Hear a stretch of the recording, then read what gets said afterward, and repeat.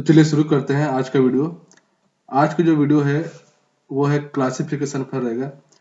Classification को हिंदी में बोलते हैं वर्गीकरण। ठीक है, तो वर्गीकरण का जो है अलग अलग जो यहाँ पर उनका जो है चैप्टर रहेगा। जैसे कि यहाँ पर संघ संबंधी से संबंधित जो है वर्गीकरण हम लोग देखेंगे। संघ के आधार पर जितने भी वर्गीकरण होंगे उनको हम लोग देखेंगे। शब्द के आधार पर जितने भी वर्गीकरण होंगे उनको हम लोग देखेंगे। अक्षर से संबंधित जितने भी वर्गीकरण होंगे उसको हम लोग देखेंगे। पिछली क्लास में हम लोग क्या देखे थे कि नंबर सिस्टम पर जितने भी जो हम लोग को अंक के आधार पर मिला था, शब्द के आधार पर मिला था, अक्षर के हिसाब से मिला था, तो अलग अलग नंबर सिस्टम पर हम लोग अलग अलग इसको क्वेश्चन आंसर किए हैं। तो यहाँ पर हम लोग क्या करेंगे कि क्लासिफिकेशन में अलग अलग यहाँ पर उनका जो है क्वेश्चन आएगा, उसको हम लोग करते जाएंगे। तो आज हम लोग सिर्फ कॉन्सेप्ट देख रहे हैं कि किस तरीके से कॉन्सेप्ट लेकर हमको क्वेश्चन को हल कर सकते हैं। तो चलिए शुरू करते हैं। देखिए, वर्गीकरण में क्या होता है कि संख्या पद्धति क्या संख्या पद्धति में क्या हो रहा है। संख्या पद्धति में क्या हो रहा है कि इसके अंतर्गत क्या क्या क्वेश्चन पूछे जा सकते हैं। तो इसके अंतर्गत क्या क्या क्वेश्चन पूछे जा सकते हैं कि जैसे बढ़ते तथा घटते क्रम के आधार पर जितने भी संख्या संबंधित जितने भी क्वेश्चन रहेंगे उसको हम लोग करेंगे। अंकों की यदि पुनरावृत्ति हो रही, मतलब अगर कोई अंक है या नंबर है वो लगातार उसी आवृत्ति में पूछा जा रहा है, तो उससे संबंधित जितने भी क्वेश्चन होंगे उसको हम लोग करेंगे। सम विषम संख्याओं के आधार पर जितनी संख्याओं का क्वेश्चन होगा उसको हम लोग देखेंगे। अंकों के योग के आधार पर हम लोग जो भी क्वेश्चन होंगे उसको हम लोग देखेंगे। तो संख्या पद्धति में यहाँ पर हम लोग क्या देख रहे हैं। देखिए, यहाँ पर क्वेश्चन क्या दिया है, इन समूह में अंकों का योग ज्ञात नहीं है।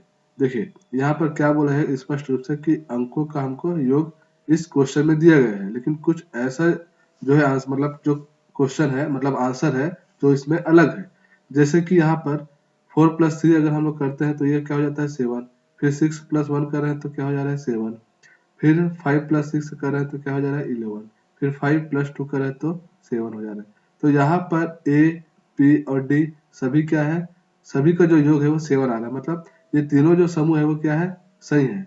ठीक है, ये तीनों समूह क्या है, सही है। और ये जो है अलग है, मतलब तीनों समूह जो है वो जो है अलग है, और ये सी जो है आंसर है वो अलग है। तो मतलब हमारा जो आंसर क्या आ रहा है 6, मतलब सी आ रहा है। ठीक है, तो ये अंकों का योग इसमें अलग आ रहा है, तो ये जो ऑप्शन है वो सही है। शब्द संबंधी के आधार पर हम लोग क्या देखेंगे कि शब्द संबंधी के आधार पर जो वर्गीकरण होगा उसमें हम लोग क्या देखेंगे कि जैसे कि मैमल प्रजाति कोई हमको क्वेश्चन पूछा गया है, तो उस मैमल प्रजाति में जो भी संज्ञा का जो भी इसमें जो है शब्द आ रहा है उसको वो जो है डिफरेंट होंगे, और जो कुछ जो है अलग होंगे उसको हम लोग देखेंगे। ठीक है, तो जैसे कि यहाँ पर बिल्ली है, भेड़ है, गाय है, बैल है और मुर्गी है। तो बिल्ली, भेड़, गाय और बैल ये सभी जो है मेमल्स प्रजाति के हैं, मतलब ये जो है स्तनधारी जंतु है। ठीक है, स्तनधारी जंतु है। बाकी जो डी बच रहा है, डी क्या है, अंडा देने वाले जो है जंतु में शामिल हो जाता है। ठीक है, तो इस तरीके से जो शब्द के संबंधित जो हम लोग क्लासिफिकेशन करेंगे वो रहेगा। ठीक है, अब इसके बाद अक्षर संबंधी में क्या हो जाएगा कि इसमें हम लोग जो है अलग अलग जो इसका पैटर्न देखे थे। अलग अलग पैटर्न का मतलब क्या था कि हम लोग अपोजिट डायरेक्शन में इसका जो अल्फाबेटिकल आधार पर हम लोग देखे थे कि ए और जेड के बीच संबंध स्थापित किए थे। वैसे जो है यहाँ पर एल और ओ का है। ठीक है, एल और ओ जो है एक दूसरे के अपोजिट है। एम और एन जो है एक दूसरे के अपोजिट है। जी और टी एक दूसरे के अपोजिट है, और एफ और वी ये जो है अलग है। ठीक है, एल और ओ इसमें जो है एक दूसरे के अपोजिट है।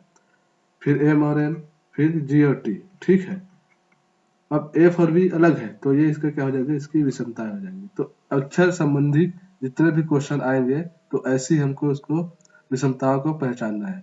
तो क्लासिफिकेशन में इसका जो कॉन्सेप्ट है इस तरीके से हम लोग देखेंगे। नेक्स्ट वीडियो में हम लोग इसका जो है क्वेश्चन आंसर लेकर आएंगे ताकि आप लोग को पूरा कॉन्सेप्ट क्लियर हो जाए।